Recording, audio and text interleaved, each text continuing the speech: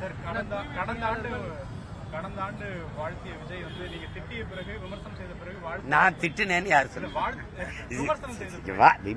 விமர்சனம் கேள்வி கேட்டா அது விமர்சனம் இல்ல.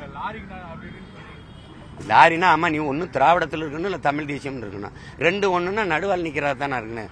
நான் விடுதலைக்கு போராடுறேன், ஒன்னு சுபாஷ் பக்கம் நில்லு காந்தி பக்கம் நில்லு, இல்ல விடுதலை தரம் இருக்கிற வெள்ளக்காரன் பக்கம் நில்லு. நான் நடுநிலை வகிப்பேன்னா அது என்ன அர்த்தம்? அது ரெண்டு பக்கம் ஒரு பக்கம் நிக்கணும், இல்ல வெள்ளக்காரன் பக்கம் நிக்கணும்.